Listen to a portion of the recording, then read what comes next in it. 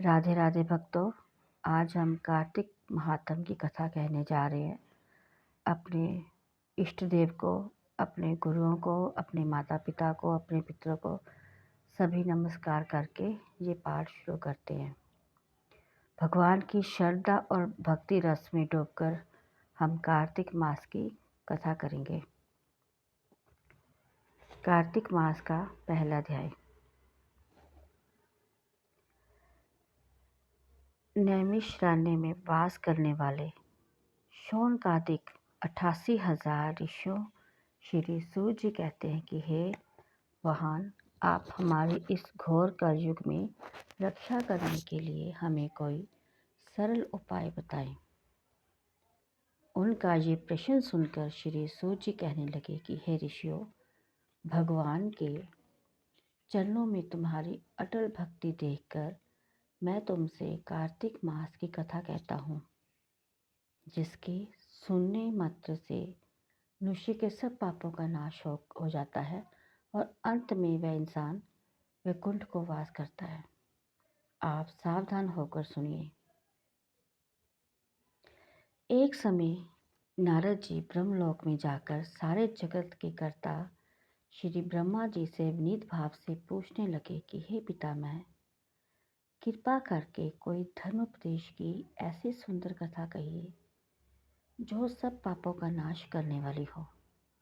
तब ब्राह्मण जी कहने लगे कि हे पुत्र, भगवान के चरणों में तुम्हारी ऐसी लगन देखकर मैं तुमसे कार्तिक मास का महात्म कहता हूँ, जिसके सुनने मात्र से मनुष्य के सब पाप नष्ट हो जाते हैं और वह वैकुंठ का अधिकारी हो जाता है। कार्तिक मास भगवान का अति प्रिय है। इसमें किया हुआ व्रत, दान, नियम और कीर्तन अनंत फल देने वाला होता है, क्योंकि इस मास में किए हुए भगवंत कृत्य से बढ़कर कोई यज्ञ और तप नहीं है। अतः सारे संसार की भलाई के लिए तुमने अति सुंदर प्रश्न किया है। मैं इस कथा को तुमसे कहता हूँ, तुम सावधान होकर इसकी विधि सुनो। व्रत करने वाला मनुष्य प्रातःकाल ब्रह्म मुहूर्त में लगभग 4 बजे के आसपास उठकर शौचादि से निवृत्त होकर 22 अगुला लंबा सुगठित वृक्ष का दातुन करे, परंतु श्राद्ध के दिन, सूर्य और चंद्रमा ग्रहण के दिन एवं अमावस्या, नौमी, छठी, एकादशी तथा रविवार को दातुन ना करे। इस दिन दातुन ना करनी हो, उस दिन पानी से 12 कुल्ले करके मुंह को खूब अच्छी तरह से साफ कर ले। जब 2 घड़ी रात्रि रह जाए तो काले तिल, चंदन, चावल, फूल और कुशा लेकर तालाब, कुंड, नदी या संगम या किसी तीर्थ स्थान में जाकर भगवान से प्रार्थना करे कि हे भगवान, आपकी और लक्ष्मी जी की प्रसन्नता के लिए मैं कार्तिक मास में स्नान करूँगा। जो लोग किसी धार्मिक स्थान में, किसी तीर्थ स्थान में, किसी गंगा नदी में, तीर्थ नदी में स्नान ना कर सकें तो वह अपने जल में गंगा जल भी डाल सकते हैं। सोने का आभूषण डाल लें, गंगा जल डाल लें, फिर भी स्नान कर सकते हैं। गंगा मैया का ध्यान करते हुए स्नान करें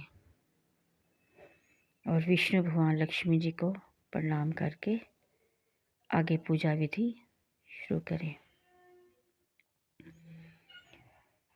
भगवान से प्रार्थना करें कि भगवान, आपकी और लक्ष्मी जी की प्रसन्नता के लिए मैं कार्तिक मास में स्नान करूँगा। इस प्रकार प्रतिज्ञा करके श्री गंगा जी, शिव, सूर्य और विष्णु का ध्यान करके नाभि तक गहरे जल में प्रवेश करके अच्छी तरह से स्नान करें। फिर जल से बाहर आकर देवता, ऋषि और पितरों का तर्पण करें। स्नान के पश्चात बकरी और भेड़ की धूली से बचना चाहिए तथा छींक, थूक, कुत्ता, कौवा, ऊंट, उल्लू, शुकर आदि से बचना चाहिए। इससे यदि चूक कर निकल जाओ तो दोबारा स्नान करना चाहिए। असत्य और नीच लोगों से वार्तालाप नहीं करनी चाहिए। भगवान का उच्चारण करना चाहिए। इसके पश्चात षोडोपचार विधि से भगवान का पूजन करें। भगवान को अर्घ्य दें और प्रार्थना करें कि भगवान श्री राधा सहित मेरे इस अर्घ्य को ग्रहण करें।